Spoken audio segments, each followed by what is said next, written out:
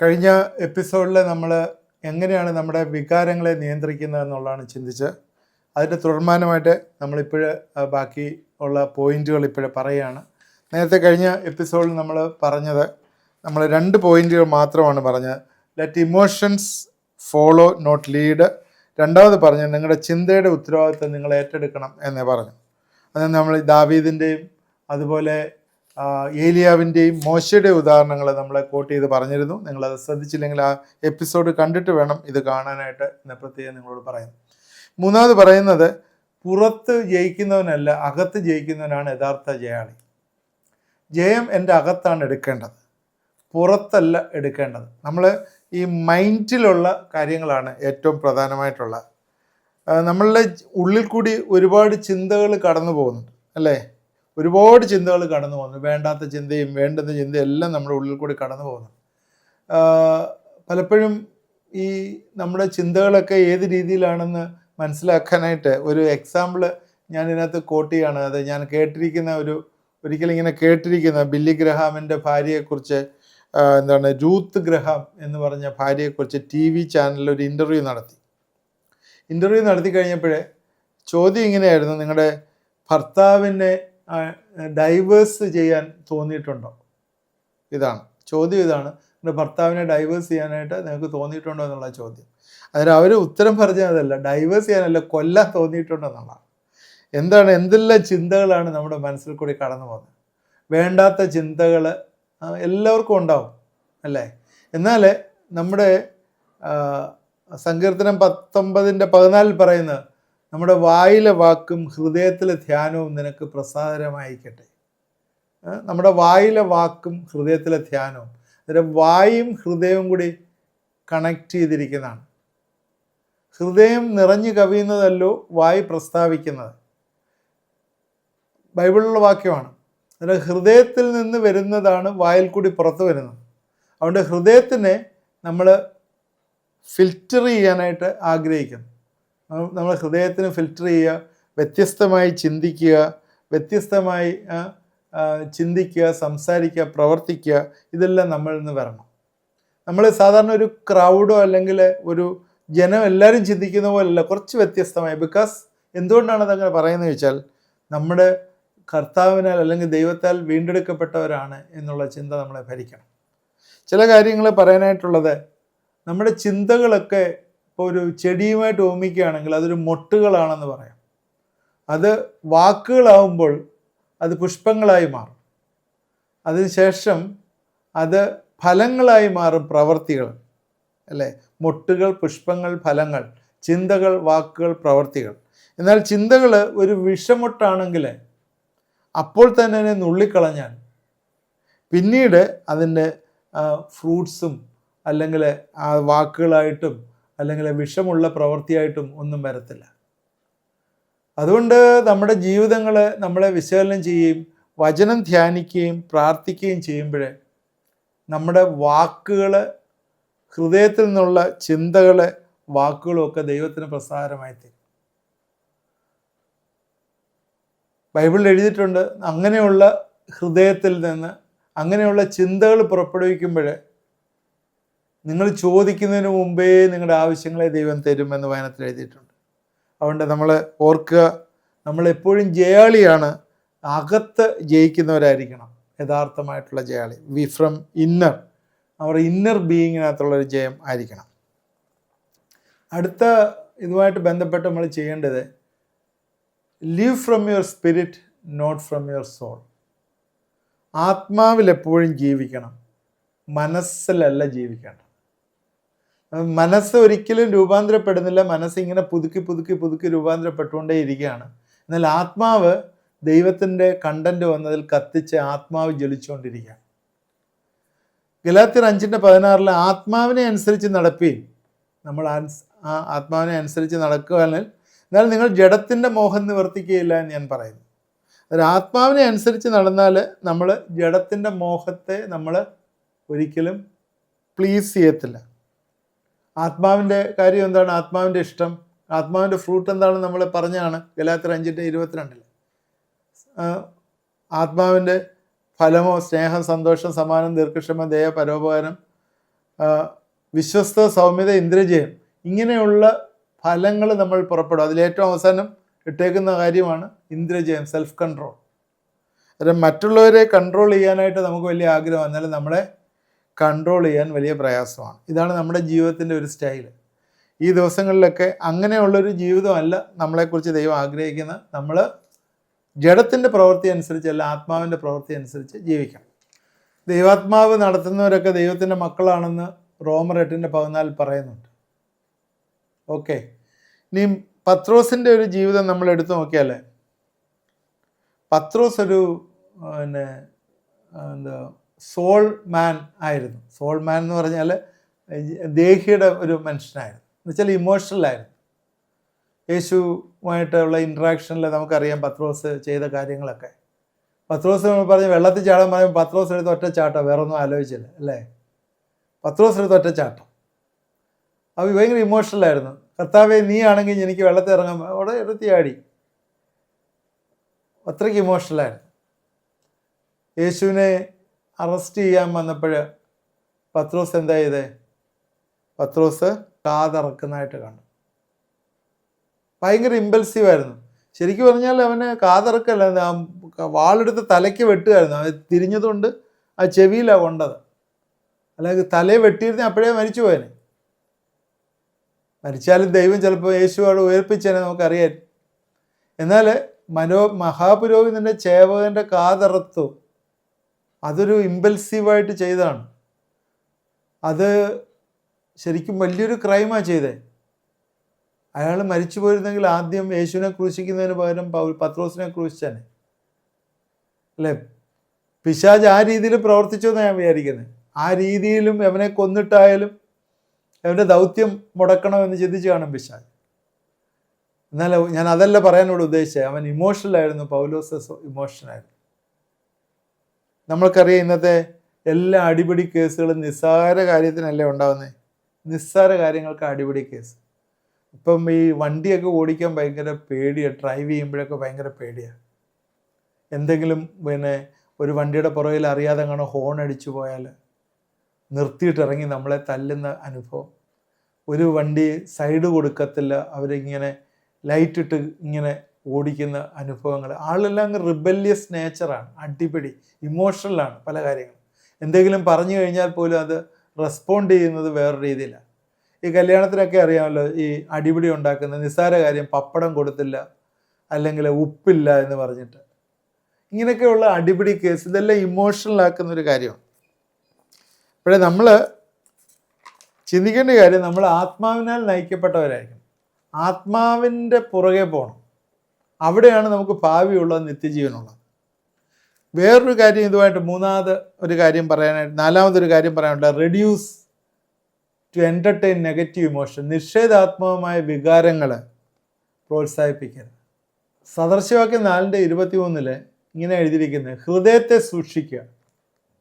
ഹൃദയത്തിൽ 4:23 സകല ജാഗ്രതയോടും നിന്റെ ഹൃദയത്തെ കാത്തുകൊള്ളുക, ജീവൻ്റെ ഉത്ഭവം അതിൽ നിന്നല്ലോ ആവും. അതായത് ഹൃദയത്തിൽ നിന്ന് ജീവൻ്റെ ഉത്ഭവം അതിലാണ്. അതുകൊണ്ട് ഹൃദയത്തെ സൂക്ഷിക്കണം. ഹൃദയത്തിൽ കയ്പ്, പ്രതികാരം, വെറുപ്പ്, ഭയം, ഇതെല്ലാം എന്ന് വെച്ചിട്ടുണ്ട്. ഭയങ്കരമായിട്ടുള്ള ഹൃദയത്തിലെ കാഠിന്യം നിറഞ്ഞിരിക്കുന്ന അനേകം കുടുംബങ്ങളുണ്ട്. ചില വ്യക്തികളെ സംബന്ധിച്ചിടത്തോളം പറയും കൈപ്പത്രയ്ക്കാണ്. സ്ത്രീകളെ സംബന്ധിച്ചിടത്തോളം ഭർത്താവിൻ്റെ പരഗമനം, വേറെ അന്യ സ്ത്രീകളുമായിട്ട് വേറെ റിലേഷൻഷിപ്പിലേക്ക് പോയി കഴിഞ്ഞപ്പോഴത്തേക്ക് പിന്നെ മനസ്സിലെ കയ്പ്, അയാളെ ചിന്തിക്കാൻ കൂടെ വയ്യാത്ത കയ്പാണ്. ആ കയ്പ് കയറിയിട്ട് എന്താണ്, പ്രതികാരം ഉള്ളിലുണ്ട്, വെറുപ്പുള്ളിലുണ്ട്. അത് കഴിഞ്ഞിട്ട് ജീവിതമെല്ലാം പല സൈഡിൽ ഡീഗ്രേഡായി അങ്ങ് പോവുകയാണ്. കാരണം അൺഫോർഗീവ്നെസ് ഉള്ളിലിരിക്കുക. ഇതിന് ഹൃദയത്തെ സൂക്ഷിക്കാൻ പറ്റുന്നില്ല. ഹൃദയത്തെ സൂക്ഷിക്കാൻ പറ്റാത്തതുകൊണ്ട് നിഷേധാത്മകമായിട്ടുള്ള വികാരങ്ങൾ ഹൃദയത്തിൽ കയറുകയാണ്. ഹൃദയത്തിൽ എന്നിട്ട് എന്താ സംഭവിക്കുന്നത്? ഈ പറഞ്ഞ വാക്യം 4:23 പറയുന്നത്, ജീവൻ്റെ ഉത്ഭവം, ജീവൻ നഷ്ടപ്പെട്ടു പോകുന്ന അനുഭവം. ഇങ്ങനെ വരുന്ന കേസ് വെറുപ്പ്, ഭയം, അതുപോലെ ഈ സാമ്പത്തികമായിട്ടുള്ള ഞെരുക്കം വരുമ്പോൾ അതിനോട് ചേർന്ന് ആകുലത വരുന്നു, ഇമോഷണൽ ടർബുലൻസ്. ടെർബുലൻസ് എന്നൊക്കെ പറയാൻ നമുക്കറിയാമല്ലേ, എയർ പോക്കറ്റ്സ് ഉണ്ട്, ഫ്ലൈറ്റിലൊക്കെ പോകുമ്പോൾ നമുക്കറിയാം.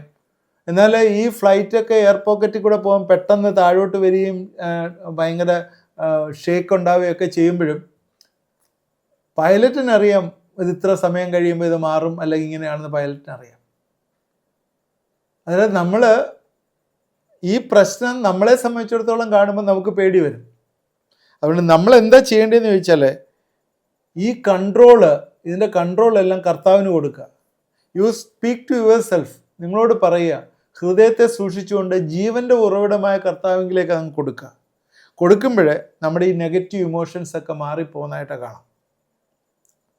അടുത്തൊരു കാര്യം, ഒരു പോയിൻ്റാണ് നമ്മൾ ചിന്തിക്കേണ്ടതാണ്, ചൂസ് പോസിറ്റീവ് ഇമോഷൻസ് ഇൻറ്റൻസീവ്ലി. മനഃപൂർവ്വം നമ്മൾ പോസിറ്റീവ് ഇൻറ്റൻഷൻസ് നമ്മൾ തിരഞ്ഞെടുക്കണം. എല്ലാം നെഗറ്റീവ് ആയിരിക്കാം. ഹബക്കൂക്കിൻ്റെ പുസ്തകത്തിലൊരു വാക്യമുണ്ട്, I will rejoice in the Lord. ഫലമില്ലാത്ത അവസ്ഥകൾ, മുന്തിരിയിൽ ഫലമില്ല, അതുപോലെ ഗോശാലയിലെ കന്നുകാലികൾ ഇല്ലാതെ പോയാലും മുന്തിരിയിൽ ഫലമില്ലാതെ പോയാലും yet I will rejoice in the Lord. ഞാൻ ദൈവത്തിൽ സന്തോഷിക്കും. അവൻ്റെ കാലുകളെ മാൻപേടയുടെ കാലുകൾക്ക് തുല്യമാക്കി പർവ്വതഗിരികൾ ഓടിക്കുമാറാക്കും. അതൊരു പോസിറ്റീവായിട്ടുള്ള ഒരു ചിന്ത വന്ന് മനഃപൂർവ്വം തിരഞ്ഞെടുക്കുക. എനിക്കിതെല്ലാം നെഗറ്റീവാണ്, എന്നാലും ദൈവം എൻ്റെ പക്ഷത്തുള്ളതുകൊണ്ട് ഞാൻ കുലുങ്ങിപ്പോകുകയില്ല. ദാവീദ് പറഞ്ഞാണ്, എൻ്റെ ജഡവും നിർഭയമായി വസിക്കും. ദാവീദ് പറഞ്ഞ വാക്യമാണ്. അതുകൊണ്ട് ഫലമില്ലാത്ത അവസ്ഥയിലും ഞാൻ റിജോയ്സ് ചെയ്യാം. വികാരങ്ങളെ നിയന്ത്രിക്കാൻ എന്നെ ഒന്ന് പഠിപ്പിക്കണമേ എന്ന് പ്രാർത്ഥിക്കുക. വലിയ പരീക്ഷണങ്ങൾ കൂടി പോകുമ്പോൾ യേശു ചെയ്തതുപോലെ ചെയ്യാനായിട്ട് കർത്താവെ എനിക്ക് കൃപ നൽകണമേ എന്ന് പ്രാർത്ഥിക്കുക. യേശു എന്താ ചെയ്തേ? ഇവരോട് ക്ഷമിക്കണമേ എന്നുള്ള ഒരു ചിന്ത, അത് ഇന്ന് ശക്തമായി നമ്മുടെ ഹൃദയങ്ങളിലേക്ക് വരണം. പ്രതികാര മനസ്ഥിതിയിൽ പോകാനല്ല. കർത്താവെ, യേശു എന്നേക്കായും കൂടുതൽ കഷ്ടതയിൽ കൂടി പോയതാണ്, എന്നിട്ടും ആ ഇമോഷണലായിട്ട് യേശു ഒരു വലിയ ടർബുലൻസിൽ കൂടി, സങ്കീർത്തനക്കാരിയിരിക്കുന്ന ജനത്തിൻ്റെ നിന്ന എൻ്റെ ഹൃദയത്തെ തകർത്തു എന്നാണ്. എല്ലാവരുടെയും നിന്ന ഏറ്റെടുത്ത് ഹൃദയത്തെ തകർത്ത കർത്താവ്. യേശു മരിച്ചത് അങ്ങനെയാണ്. അവൻ്റെ ഹൃദയം പൊട്ടിയാണ് മരിച്ചത്, ജനത്തിൻ്റെ നിന്ന ഏറ്റെടുത്ത്. അതുകൊണ്ട് യേശു അന്ന് പറഞ്ഞ് അവരോട് ക്ഷമിക്കണമേ. അതുകൊണ്ട് ഈ ഇമോഷണൽ ടർബുലൻസിലും ഈ പ്രയാസങ്ങൾ വരുമ്പോഴും നമ്മൾ പോസിറ്റീവായിട്ടുള്ള ചിന്തകളെ മനഃപൂർവ്വം തിരഞ്ഞെടുക്കാനായിട്ട് ഉത്തരവാദിത്തപ്പെട്ടു.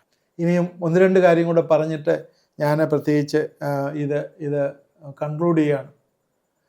പ്രത്യേകിച്ച് നമുക്കറിയാം, ഈ ഇമോഷനകത്ത് കൂടുതലും സ്ത്രീകളാണ് കൂടുതൽ ഇമോഷണൽ, പുരുഷന്മാരെക്കായും. അവർക്ക് അവരുടെ ആ ജീൻസിനകത്തുള്ള ബിൽറ്റപ്പാണ്.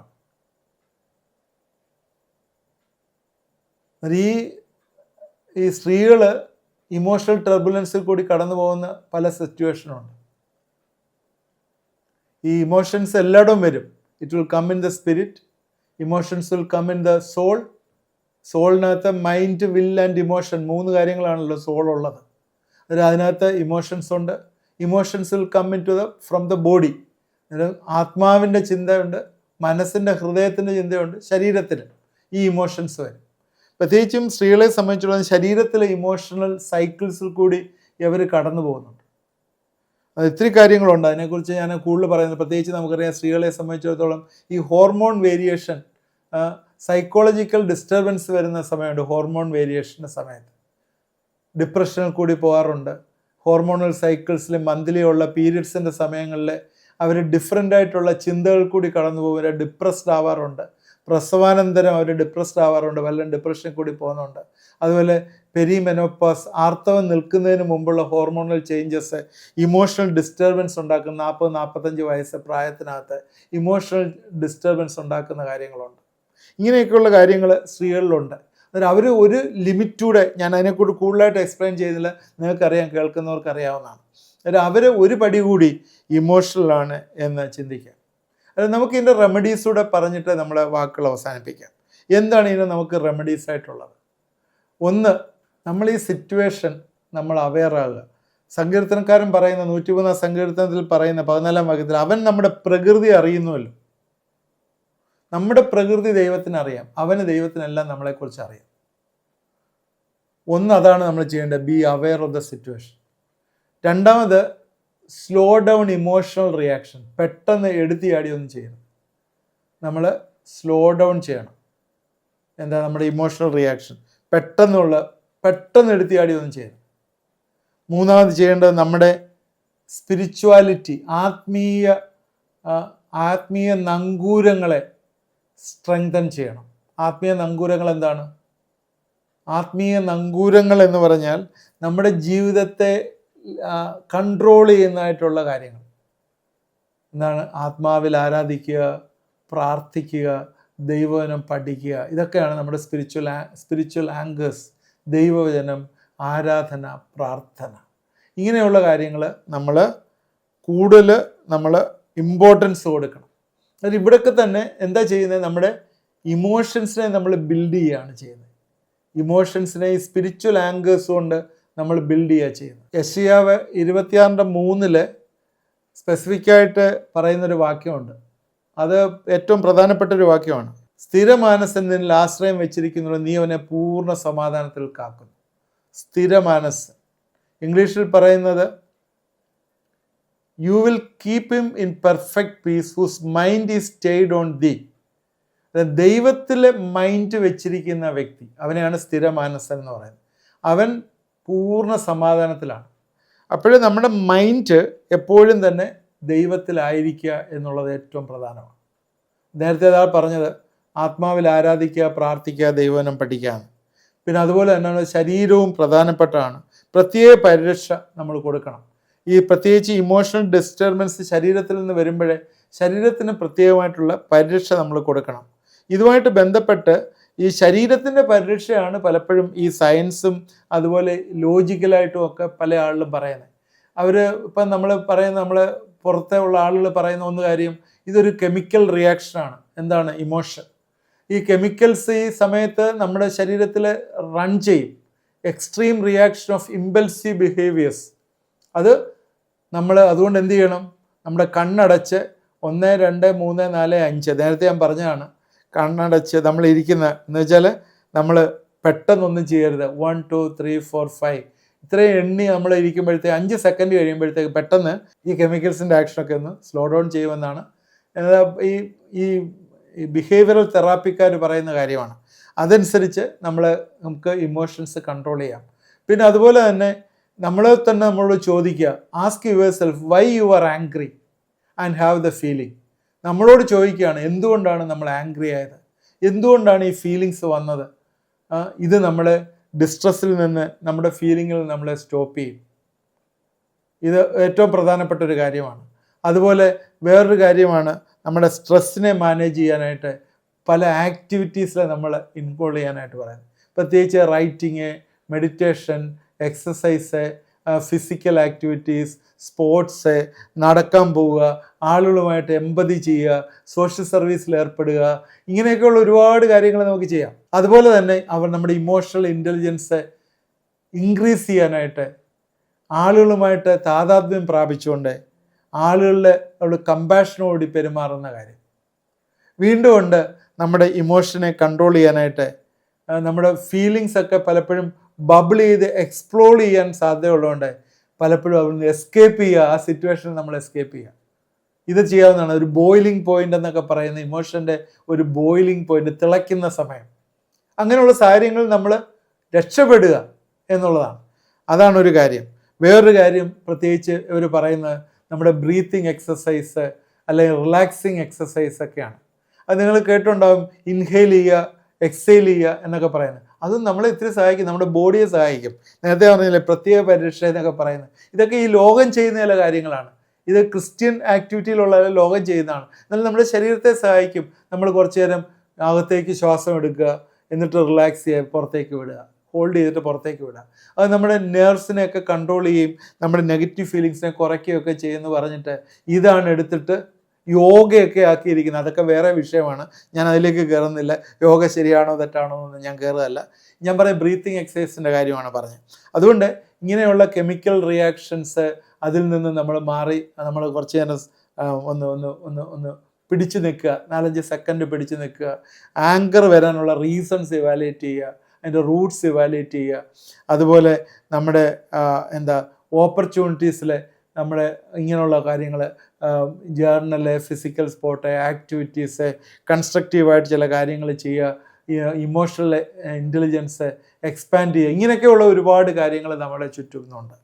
എന്നാൽ നമ്മുടെ ഒരു കാര്യം ചിന്തിക്കേണ്ട ഒരു ആവശ്യം, നേരത്തെ പറഞ്ഞ 3 കാര്യങ്ങൾ ഏറ്റവും പ്രധാനപ്പെട്ടതാണ്.